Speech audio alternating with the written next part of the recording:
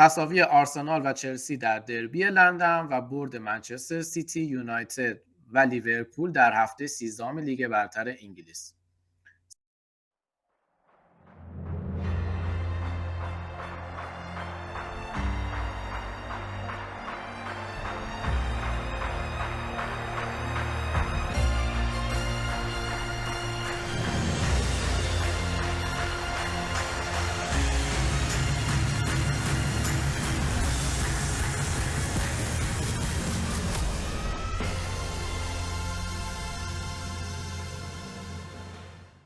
سلام خدمت فوتی آنالیزای عزیز، امیدوارم حالتون خوب باشه. با بررسی و تحلیل هفته 13 لیگ برتر انگلیس رسیدیم. امیدوارم که تا این لحظه لحظات خوبی رو داشته باشید. قبل از اینکه برنامه رو شروع کنیم جا داره تشکر کنم بابت لایک و سابسکرایبی که ما رو میکنید و ما رو به دوستان خودتون معرفی میکنید. دوستان یه سلام علیکی کنن دیگه، بریم سراغ بازی جذاب هفته 13 لیگ برتر انگلیس که همین یک ساعت پیش به پایان رسید. منم سلام عرض میکنم خدمت همه دوستایی که ما رو تماشا میکنن و فقط یه نکته رو بگم راجع به برنامه امروز که ما قرار تمرکزمون رو بازی آرسنال و چلسی باشه و بازی منچستر رو قرار در هفته آینده به صورت کاملتری توی برنامه جدا بررسی کنیم. منم سلام دارم خدمت بیننده‌های عزیز، خیلی خوشحالم که یک برنامه دیگه هم در خدمتتون هستیم. ممنونم از حمایتاتون. ما یه پرانتزی باز بکنیم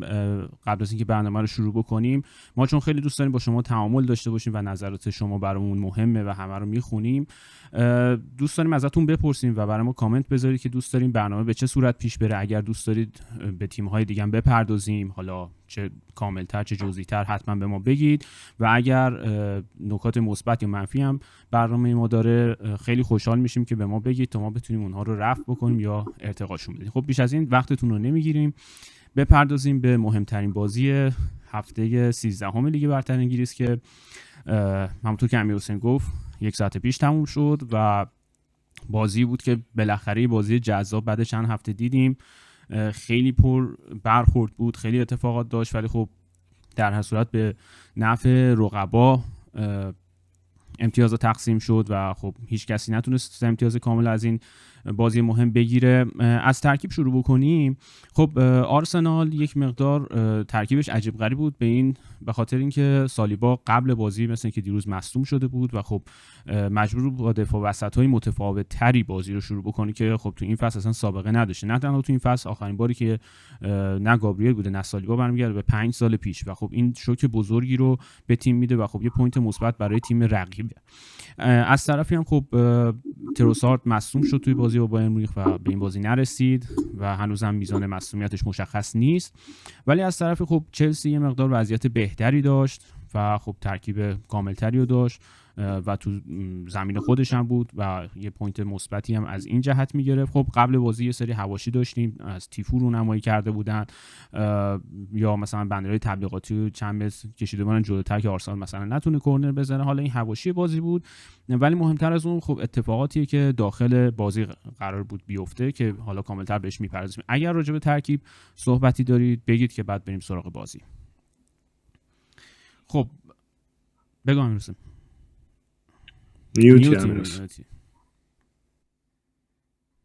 معذرت میخوام. من یه نکته فقط در مورد ترکیب چلسی بگم که خب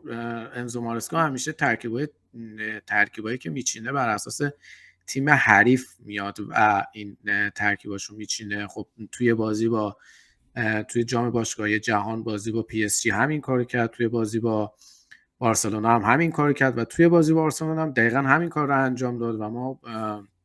دیدیم توی این بازی ریس جیمز اصلا توی خط هافبک داشت بازی میکرد،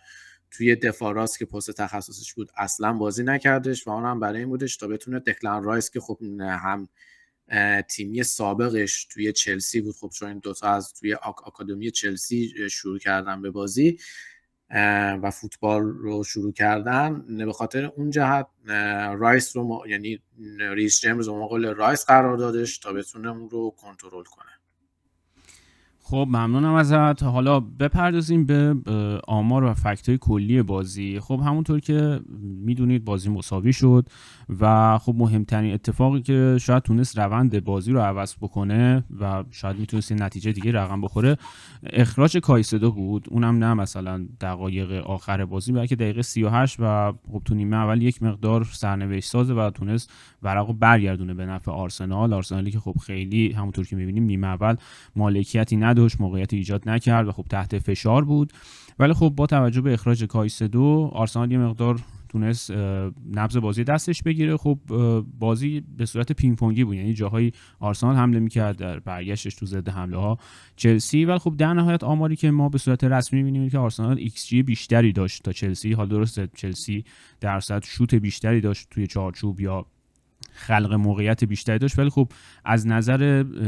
ایجاد خلق موقعیتی که بخواد منجر به گل بشه آرسنال بهتر عمل کرد و 1.26 ایکس جی داشت، ولی خب چلسی نزدیک 8 دهم و مالکیت هم خب طبیعتاً دست آرسنال بود، هرچند نیمه اول بیشتر دست چلسی بود، ولی خب به خاطر اینکه یه بازیکن کمتر داشتن طبیعی بود که آرسنال بتونه مالکیت بیشتری داشته باشه. در رابطه با آمار ارقام اگر صحبتی هست که خب ما بپردازیم به حالا میخوایم چون جز به جز بریم جلو، از نیمه اول شروع میکنیم. خب نیمه اول بازی خیلی پربرخوردی شروع شد و از دقیقه 2 بازی تقریبا زد و خورد بازیکن‌ها شروع شد که این نوید بازی پر اخطار رو میداد، مخصوصا برای چلسی و خب بعضا برای آرسنال. خب یه جورایی من حالا بخوام بگم شاید یه جورایی بازیکن‌های چلسی خوش شانس بودن که بعد از اخراج کایسدو کارت نگرفتن. خب یکیشون مخصوصا کوکوریا بود که خطایی که میکرد خیلی تکنیکال بود و داور هم میتونست کارت زرد بده، ولی خب به نظر من بعضی جاها جرأتش رو نداشت. و خب اگر بخوایم خیلی خلاصه بگیم نیمه اول چه اتفاقاتی افتاد، یه جورایی بیشترین خلق موقعیت چلسی از توپای کاتبک یا دریبل کردن و اینا شکل میگرفت. خب اون هم به خاطر این بود که آرسنال دو تا دفاع وسط اصلیشو نداشت، اما خب مهاجمای چلسی یه جوری قدر این توپا رو ندونستن، مخصوصا استواو که یکی دو تا توپ مثل همین توپو که خیلی ایکس بالایی میتونست داشته باشه رو زد به آسمون. و موارد دیگه حالا تو حین صحبت‌های من اگر صحبتی هست بگید و شما هم توضیح بدید راجع به این موقعیت‌ها، یا مثلا این موقعیتی که ژائو پدرو در مقابل دروازه آرسنال داشت، همونطور که می‌بینیم فاصله نسبت به دروازه خیلی نبود، حتی با شوت هم میتونست چلسی به گل اول برسونه، اما می‌بینیم که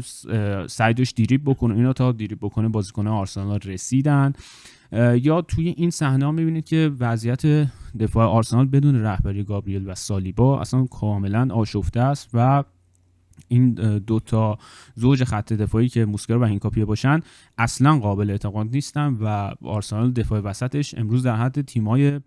پایین جدول لیگ برتر عمل کرد از نظر یارگیری و خب خیلی شانس آورد که اون اتفاق افتاد و آرسنال بازی رو نباخت. خب تا اینجا اگر صحبتی هست گرچه که پیام من حالا ببخشید وسط حرفه، توی تصاویری هم که تو به ما نشون دادی به خصوص تصویر اول رو اگر یه بار دیگه بیاری، این ما میبینیم که اصلا آرسنال توی این بازی بعد از اون کارت زدی که زوبیمندی گرفت کلا اصلا دیگه اون بازیکنی دیگه نبودش که دیگه بخواد توی جنگ و توی همه جنگ میانه میدان شرکت کنه و به نظر من نیمه اول آرسنال بازی بودش که اصلا خط هافکش مغلوب خط هافک چلسی شد و کایسدو قشنگ هر کاری دلش میخواست انجام میداد، ازا اصلا توی جریان بازی نبودش، فضای بین هافک و دفاع زیاد شده بود و به جای اینکه زوبیمندی بیادش توپ ها رو پخش کنه، ما میدیدیم که رایس از پست 8 میومد پست 6 و توپ رو از خود دفاع میگرفت و به جلو می آوردش. و امروز مشکل آرسنال به نظر من خط هافکش بود، چون خط هافکش واقعا نتونست میانه زمین رو کنترل کنه و از اون انزو فرناندز و کایسدو خوب تونستن اون وسط زمین رو شلوغ کنن، بگیرن و اجازه نفس دادن با آرسنال رو اصلا ندادن توی اینجور صحنه ها، توی چند صحنه و تو توی صحنه ای هم که بازیکن چلسی یعنی استواود اون شوت رو زدش، اگر تصویر رو بیاریم ما می‌بینیم که فاصله بین موسکرا و رایس می‌بینی چقدر زیاده و اگر مثلا اون رو میتونستن حتی بهتر عمل کنن، میتونستن حتی استوب کنن، بدن به اون یکی بازیکنشون شوت بزنه و کلا از میتونستن بدن به نتا اصلا اون شوت رو بزنه و خیلی گزینه‌های زیادی هم داشتن. ببین منم بخوام نظرمو درباره بازی بگم تو نیمه اول، همونجوری که امیرحسین گفت به نظرم نقطه قوت چلسی تو این بازی این بود که خط هافکش تونسته بود خط هافک آرسنال رو مغلوب کنه و یکی از دلایلش همون وجود ریس جیمز بود تو خط هافک که حالا بازی‌های قبلی هم یکی دو بار دیده بودیم اونجا بازی کنه، ولی به نظرم امروز جزو بهترین بازیاش تو خط هافک بود که می‌دیدیم که هم تو دوئل‌های دفاعی و همچنین دریبل زدن، توپ جلو آوردن، تو همش موفق بود. از طرف دیگه آرسنال چون دو تا دفاع اصلیشو نداشت، احساس می‌کردم زوبیمندی خیلی بیشتر میخواست اکت دفاعی حتی داشته باشه، میمد عقب‌تر، در نتیجه رایس مجبور میشد که مثلا کایسدو و ریس جیمز رو با هم بتونه مثلا دفاع کنه، چون که ما از ازه اکت دفاعی خاصی هیچ وقت نمیبینیم. برای همین این دوتا خیلی راحت میتونستن رایس رو جا بذارن. مثلا ریس جیمز دو تا کارت زد از بازیکن‌های آرسنال همون نیمه اول گرفت، یعنی کایسدو به نظرم یکی از بزرگترین اشتباهاتش رو کرد که یه خطای بیمورد، چون که وسط زمین بود، تو حالت خاصی نداشت و کارت قرمز مستقیم گرفت، در حالی که تو نیمه اول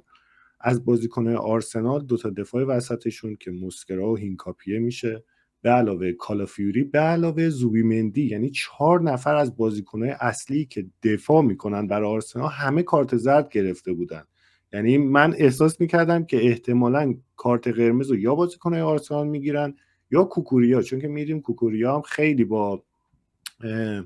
اسمش چی بود؟ ساکا خیلی درگیر بود. دقیقاً یه کارت زرد گرفته بود و چند تا هم نزدیک بود کارت زرد دوم بگیره، ولی خب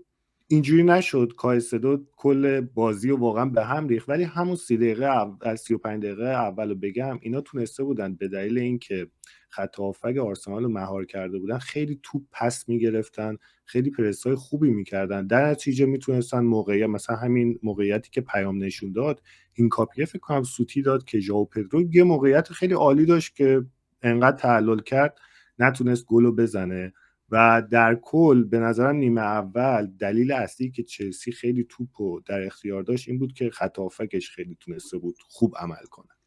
و از اون ورم یه نکته‌ای هم من بگم، توی نیمه اول دو تا دفاعی آرسنال ما به خصوص موسکرا اصلا استرس رو توی چهره این بازیکن ما میدیدیم که اصلا انگار آمادگی روحی ذهنی رو نداره برای این بازی و میگم اون اخراج اگر اون سهن و کایسدو اخراج نمیشد به نظر من چلسی میتونست نیمه دوم کار رو یکسره کنه، گرچه که خب نیمکت آرسنال نیمکت خوبی هم بود تو این بازی،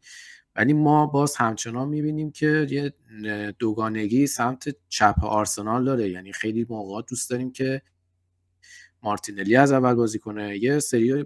مواقع هم دوست داریم تروسارد از اول بازی کنه، ولی باز تو این چند بازی اخیر به خصوص تو این بازی مثلا خط یعنی سمت چپ آرسنال فلج بود، یعنی نه کالافیوری تونست کاری انجام بده و نه مارتینلی تونست کاری انجام بده و کلا این سمت چپ آرسنال هم داستانیه برای خودش. و از اون طرف هم نبود مهاجم تخصصی توی آرسنال به خصوص توی نیمه اول باعث شده بودش که مدافعای چلسی بیان بالا و اصلا خیالشون راحت بشه که این تیم مهاجم تخصصی نداره و ازم واقعا توی این بازی گم بودش، اصلا نمیدونست نقشش چی و اینا و هنوز فکر کنم توی بازی با تاتنهام و بایرن بودش چون اصلا هیچ کاری انجام نمیداد و میگم بخوام خلاصه بگم این خط هافک آرسنال توی نیمه اول خیلی شلخته بود. آره من حالا در تکمیل حرفتون اگه بخوام راجع به ترکیب بگم، یه نکته البته راجع به ترکیب چلسی یادم رفت بگم که یه جورایی مارسکا از اون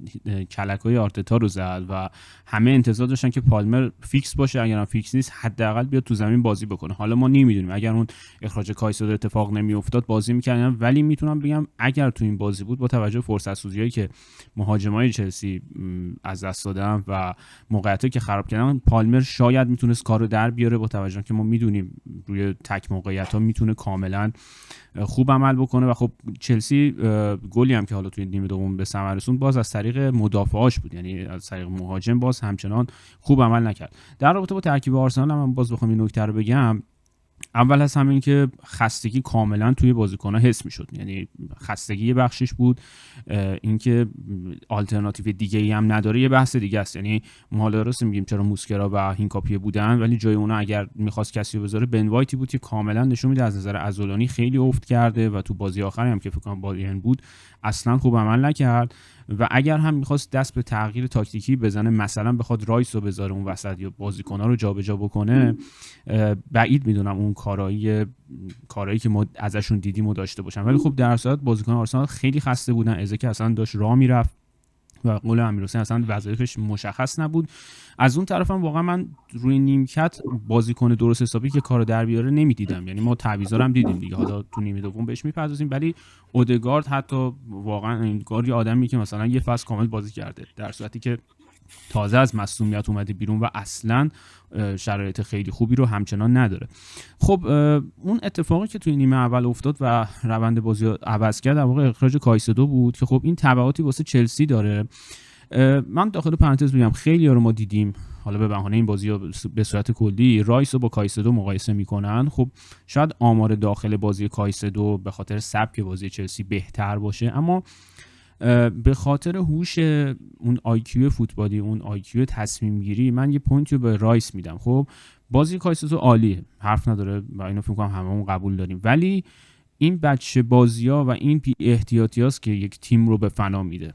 کایسدو نه تنها باعث شد این بازی چلسی نبره و یه مساوی بگیره با توجه به حساسیت جدول، بلکه 3 تا بازی آینده رو هم تیمش رو همراهی نمی‌کنه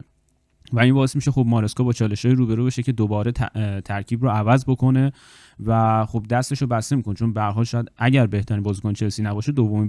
دومین بازیکن خوب چلسی هست و این تصمیم واقعا بچگانه بود و تو دقیقه اتفاق افتاد که موقعیت مسلم گل نبود، خطای خیلی مهمی نبود و داور هم به بازیکن چلسی فکر کنم موقع یه کارت زرد بیشتر نشون نداده بود، یعنی بازی اونقدر خشن نشده بود، هرچند بیشتر به بازیکن آرسنال کارت داده بود که خب باز هم داوری یه مقدار اینجا بد عمل کرد، چون اصلا صحنه که اتفاق افتاد که داور اصلا خطا نگرفت، چون 2 تا بازیکن زمین افتادن وایساد خوب بشن، بعد رفت وی ای آر، بعد تو اتاق وی ای آر بهش گفتن آقا این اتفاق افتاده، وگرنه داور جرأتی نداشت که 50-50 ها رو به نفع آرسنال بگیره. خب میرسیم به نیمه دوم، اگر تا اینجا نکته‌ای هست بگین که سراغ نیمه دوم هم بریم. خب توی نیمه دوم چلسی خیلی سریع به گل رسید و این خیلی به تیم روحیه داد و خب انتظار نمیرفت که آرسنال از روی کورنر گل بخوره، تیمی که معمولا از روی کورنر گل میزنه. و نکته عجیب این اتفاق این بود که به نظر من جاگیری رایا خیلی اشتباه بود و در کنار اون موسکرایی که ما میبینیم اصلا توپو ول کرده و داشت بازیکن رو میگرفت و فقط بالا سرش نگاه کرد که توپ داره میره سمت گل و با اون قدی که داره نزدیک 2 متری هیچ اکتی ما ازش ندیدیم توی دفاع و خب تفاوت دفاعی وسط ما اینجا مشخص میشن که اگر واقعا سالیبا و گابریل نرسند وضعیت آرسنال خیلی بغرنجه توی دفاع و خب از اون ورم چالوبا خیلی خوب تونست هد بزنه و اینجا یه جوری جور نبودن کایسدو رو کشیدن و خب به نظر من اتفاق خیلی مهمی بود برای چلسی که تونست 10 نفره به این آرسنال گل بزنه و یه جوری مزد شهامتش رو گرفت. حالا درسته که آرسنال یه مقدار منطقی اومده بود به بازی و چلسی احساسی، اما اینجا چلسی تونست مزد اون احساسی بازی کردنه و جسارتش رو بگیره که خب به نظر من به حق بود، یعنی با توجه به موقعیتی که ما از چلسی دیدیم تو نیمه اول من انتظار اینو داشتم که چلسی به گل برسه که رسید. حالا تا اینجا اگر صحبتی هست بگین. من نیمه دوم حالا یه کلی بگم، به نظرم این کردیت رو به چلسی میدم، چون که خب اولین باری نبود که چلسی 10 نفر رو میبینیم، چون که چلسی خب خیلی این فصل بازی‌های زیادی بوده که اخراجی داده و تقریبا همه بازی‌ها تیمش باخته بود یا به فنا رفته بود، ولی تو این بازی از دقیقه 38 به بعد که 10 نفره شده بود، خب یه تایم خوبی بود، مقابل صدرنشین جدول به نظر من عملکرد قابل قبولی داشت. حتی نیمه دوم با وجود اینکه 10 نفره بودن همچنان به نظرم تو دفاع خیلی خوب عمل میکردن و آرسنال هم نیمه دوم تعویضای درستی باز اونم انجام داد. شما دیدیم مثلا کالافیوری که کارت زرد داشت یا زوبیمندی که کارت زرد داشت، همه اینا رو کشید بیرون که به همون مشکل چلسی دچار نشه، چون که واقعا احتمالش زیاد بود که آرسنال هم اخراجی بده. ولی با این وجود احساس میکنم به دلیل همین گل زودهنگامی که چلسی نیمه دوم زد، خیلی بیشتر حتی روحیه گرفتن و تونستن تا آخر بازی، حالا جلوتر میریم بازم صحبت میکنیم که چه اتفاقایی میفته، یه امتیاز گرفتن.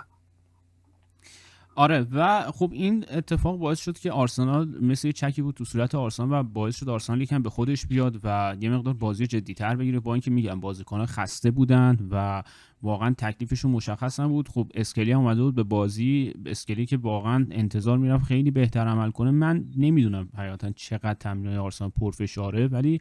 همه بازیکن اینجوری بودن که انگار با غلطک از روشون رد شده بودن و اصلا هیچ کدوم نا نداشتن. یعنی ما اودگارد که مثلا بازی نمیکنه له بود، اسکلی که مثلا شاید بیاد 5 دقیقه 10 دقیقه بازی کنه و کلا فشاری روش نیست، خیلی بی‌محابا عمل میکرد و مثلا مجبور تو چند صحنه مثلا ریس جیمز رو بزنه. خب وضعیت نیمه دوم آرسنال هم همونطور که امیرحسین گفت، وضعیت دفاع و هافبک دفاعی اصلا جالب نبود. خب چون یه جوری رایس مجبور بود که مسافت خیلی طولانی رو پوشش بده. حالا شما فرض کنید تو اون موقعیت زوبیمندی هم نبود و خب وظایف رایس یه مقدار تغییر کرده بود و این باعث میشد که خب دفاع وسطای ما نتونن اون فضا رو پوشش بدن و از اون طرف چلسی به خاطر اینکه یک یار کمتر داشت نتونست از این فرصت ها استفاده کنه. وگرنه میگم اگر چلسی 11 نفره بود و پالمر هم تو زمین بود، قطعا آرسنال با اختلاف شاید 1 یا 2 گل میباخت این بازی رو. و خب شاید این نکته هم بگم، توی ترانزیشن ها بین مثلا دفاع تا ضد حمله، چلسی به نظر من بهترین تیم تو لیگ برتره، حتی از سیتی هم بهتر داره عمل میکنه. چون شما میبینید روی 1 یا 2 تا پاس از دروازه به نوک خط حمله تیم حریف میرسن، یعنی اینقدر به دروازه تیم حریف میرسن، اینقدر این تیم سریع و سرعتی عمل میکنه و نتو یک وظیفه خیلی زیادی رو داره روی این حملات و ترانزیشن. اما من خیلی تعجب کردم که مارسکا با 2 تا تعویض اشتباه کار رو خراب کرد. یعنی گارناچو و دلاپی رو آورد توی بازی که اصلا کلا خط حمله چلسی رو تعطیل کرد. خب معمولا تیم‌ها وقتی یک اخراجی میدن سعی میکنن حالا مهاجم نوک که اصلیشون رو بکشن بیرون، یا هافبک دفاعی بیارن که خب چلسی عادت کرده بود به این نوع تعویضا. اما ما تو این بازی ندیدیم و باز هم مارسکا به شهامتش ادامه داد که به نظر من جای تحسین داره. کمتر تیمی پیش میاد، کمتر مربی ما می‌بینیم همچین حرکتی بزنه، ولی خب مارسکا این کارو کرد و خب به نظر من فرصت خوبی هم برای چلسی به وجود آورد. اما آوردن دلاپ رو من حقیقتا نمیفهمم، چون ژائو پدرو داشت خوب عمل میکرد، فرصت بهش نرسید بود، اما دلاپ شاید آخرین گزینه من بود که به شخصا بخوام اونو به زمین بیارم، ولی خب کار خاصی هم نکرد. در ادامه خب بازی رسید به دقیقه تقریبا 60 که خب آرسنال به خودش اومده بود و روی سانت ساکا و هد مرینو آرسنال تونست به گل برسه که این باعث شد خب یه مقدار آرسنال به خودش بیاد و چلسی هم طبیعتاً از اون همه بی‌محابا حمله کردن دست برداره. تنها نکته‌ای که در راجع به مرینو هست، مرینو یه آمار فوق‌العاده‌ای داشته که نزدیک 24-5 تا گل برای باشگاه و تیم ملیش توی فصل 2025 زده. به عنوان یک بازیکن هافبک دفاعی به نظرم آمار خیلی بالاییه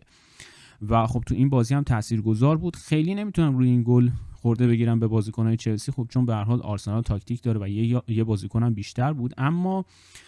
جاگیری رابرت سانچز میتونست بهتر باشه. همونطور که میبینید نه حواسش به بازیکن هست، نه میدونه کی داره سانت میکنه اینا. شاید اگر بهتر عمل میکرد میتونست این توپو بگیره. نظریه نامفهوم من اینه که واقعا امشب سانچز از رایا بهتر بود با این وجود، چون رایا تقریبا همون 1 یا 2 تا موقعیت رو داشت که خب روی یکیش به نظرم مقصر بود، ما بقیش هم بازیکن چلسی نتونستن گل بزنن، وگرنه شب خوبی رو نداشت. نکته هم این که حالا دقیقه مثلا 70 بازی این صحنه رو ما خیلی نمی‌بینیم که مثلا یه تیمی یه بازیکن کمتر داشته باشه، اونم جلوی آرسنالی که خوراکش کورنر زدنه اینجوری بخواد بازیکناشو پخش بکنه داخل زمین و فقط با نزدیک مثلا 3 یا 4 بازیکن به اضافه دروازه‌بان بخواد جلوی کورنر آرسنال وایسه که خب باز همین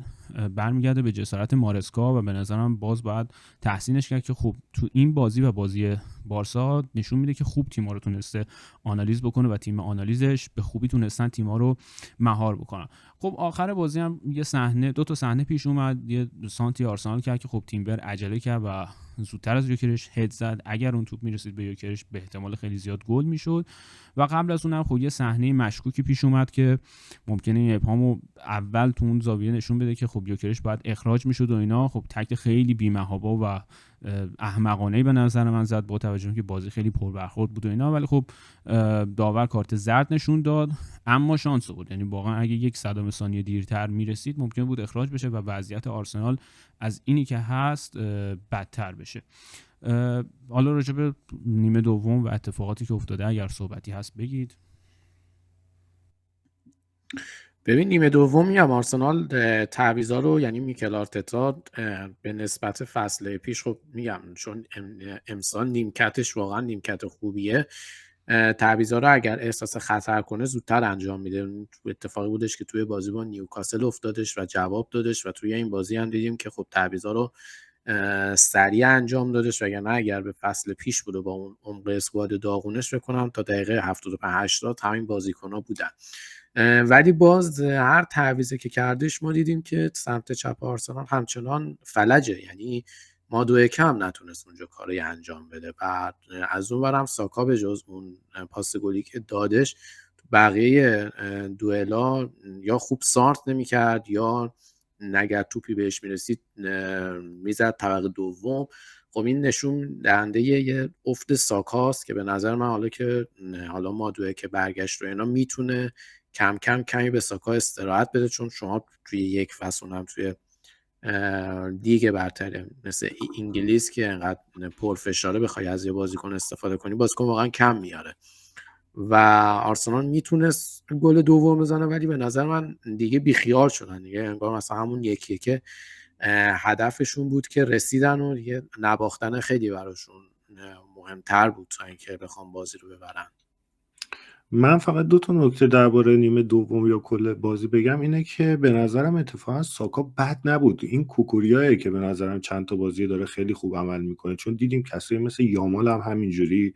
جلوشون رو گرفته بود تو بازی با بارسلونا و امروز هم ساکا یه موقعیت دست کوکوریا در رفت دیدیم که تونستن گل کنن، یعنی سانت کشید و آرسنال به گل رسید. از طرف دیگه هم لوئیس اسکلی که اومد تو بازی خیلی جالب بود که من میدم تقریبا تو هافبک بود وقتی میخواستن حمله کنن و این بازیکن احساس میکنم پتانسیل رو داره که حتی سمت چپ جلو، یعنی به عنوان وینگر بازی کنه، چون من واقعا میبینم که تو تهاجمی خیلی بهتره از کالافیوری. از طرف دیگه تو اکت دفاعی واقعا خوب نیست، یعنی کالافیوری تو دفاع خیلی بهتره طبیعتا. این یکی. و آخر این که چیزی که مثبتی که مارسکا واقعا تو این بازی داشت، اشتباه کسایی مثل پپ گواردیولا رو انجام نداد که مهاجمو کلا بکشه بیرون. یادمونه که هالند رو کشید بیرون و دقایق آخر بازی نابود شده بود تیم سیتی، چون که دیگه همه بازیکن‌های آرسنال تقریبا پشت محوطه سیتی بودن. ولی تو این بازی دلاپ هم اوورد به جای ژائو پدرو. تا دقایق آخر بازی دیدیم که هم وینگرها رو داشت هم مهاجم نوکو داشت و همین باعث شده بود حداقل بتونه یکم با اینکه 10 نفر است بتونه یک ذره کنترل کنه و تو ضد حمله ها آرسنال رو بترسونه. به هر حال 2 تا بازیکن سرعتی مثل گارناچو و نتو بودن و آرسنال نمیتونست بی‌محابا همه بازیکناشو دیگه بیاره پشت محوطه و واقعا این کردیتو به چلسی میدم که تونست یه امتیاز از این بازی بیاره و واقعا به نظرم همه کارهای مارسکا تقریبا تو این بازی درست بود.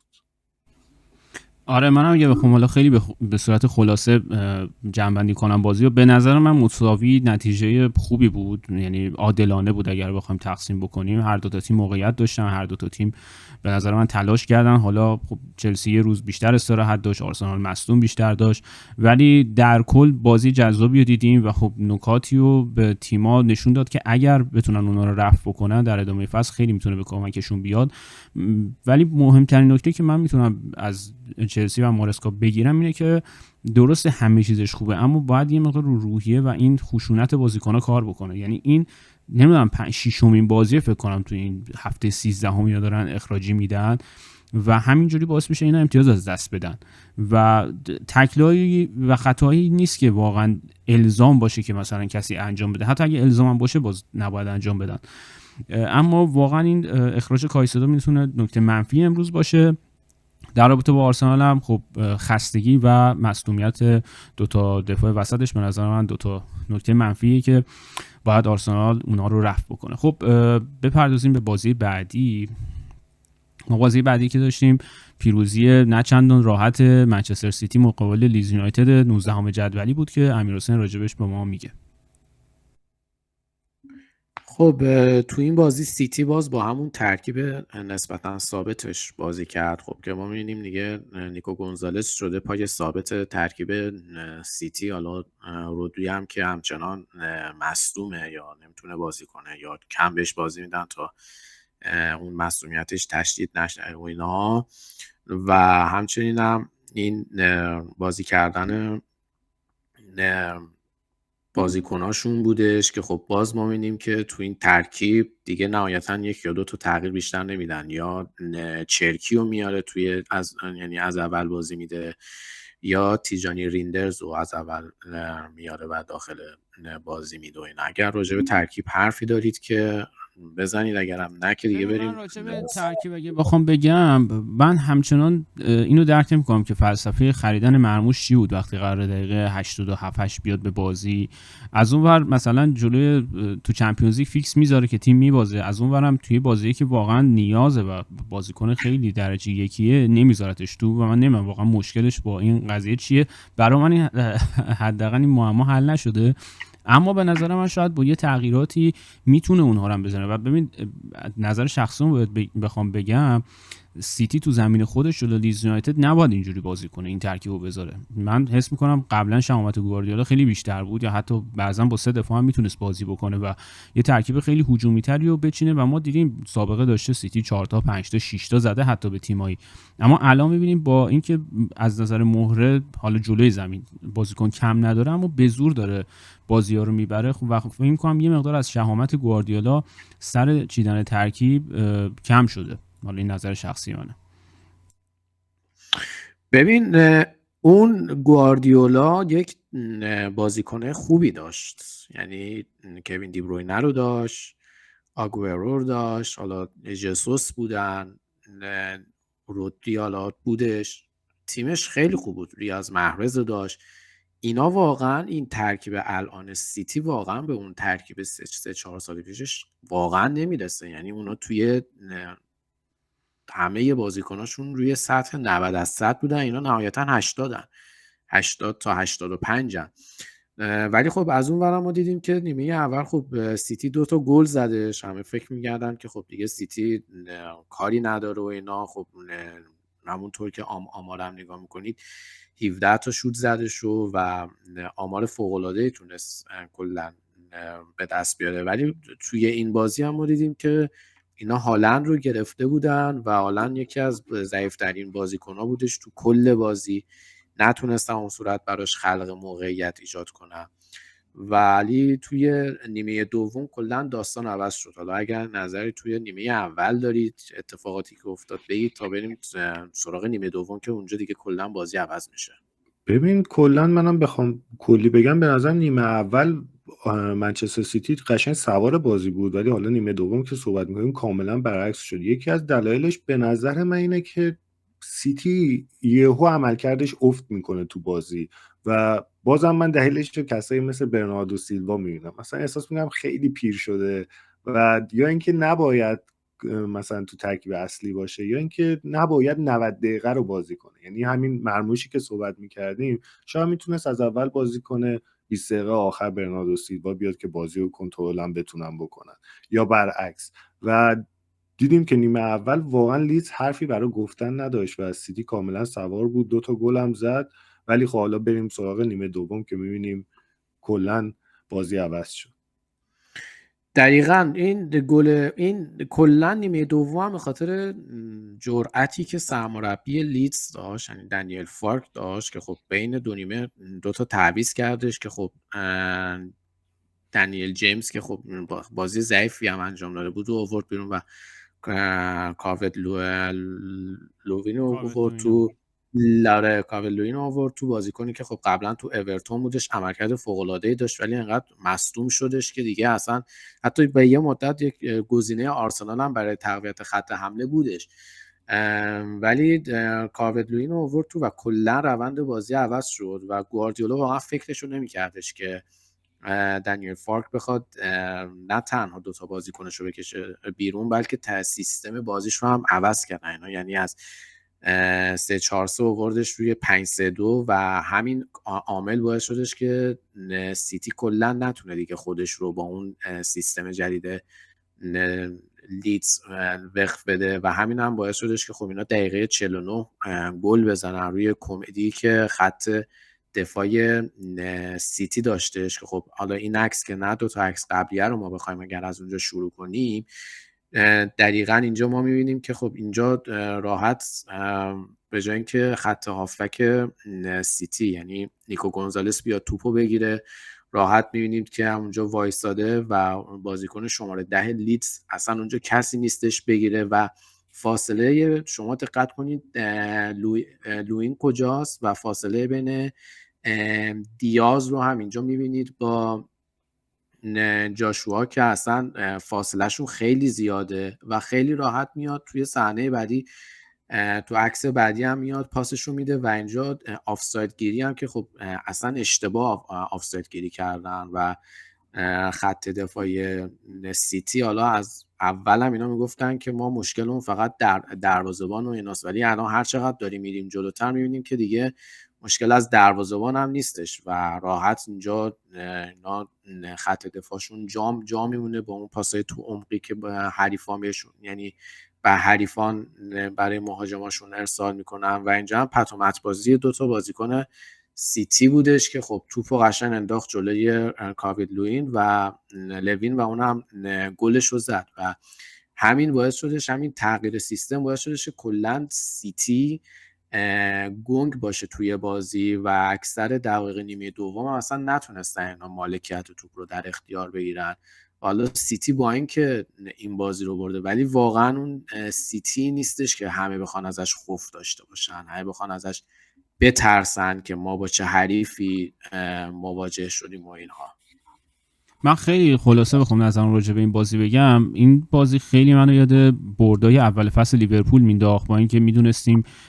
خیلی شاکله تیم خوب نیست، با چه نگرانی هایی طرفیم، ولی خب میدیدیم که روی خلاقیت فردی بازیکن‌ها میبرد و خب ما هم دیدیم که ناجی این بازی کسی نبود جز فیل فودن. اگر اون حرکت فردی رو نمیزد سیتی 2 تا امتیاز خیلی مهمو تو خونه خودش از دست میداد. ولی همچنان نگرانی من پاورجاست من باب این که همون صحبت پوریا و خودت، این که واقعا حس میکنم انگار نیمه دوم سیتی به خواب فرو میره و اصلا تمپوی بازی از دستش میره و سیتی که ما میشناختیم با 2 تا 3 تا گل سیر نمیشد، میرفت نیمه دوم تهاجمی‌تر کار میکرد. اما الان انگار یه جوریه که بازیکنام دیگه اون تفکر اون تمرکز رو ندارن و اون پنالتی که گواردیولا داد در حد مثلا برنلی و لیدز و اینا بود، یعنی انتظار میره که اون دفاع خیلی بهتر عمل بکنه. ولی خب میبینیم که امسال یه عملکرد سینوسی رو داره سیتی. حال درسته 3 امتیاز مهم تو این بازی گرفت، اما به نظر من تیمش با چالش‌های خیلی زیادی روبروه، با توجه به اینکه ما به باکسینگ دی نزدیک میشیم و مجبوره هی تو هر 3 روز یه بار بازی بکنه و نمیدونم با این ترکیب آیا واقعا سیتی میتونه آرسنال رو تعقیب بکنه یا نه.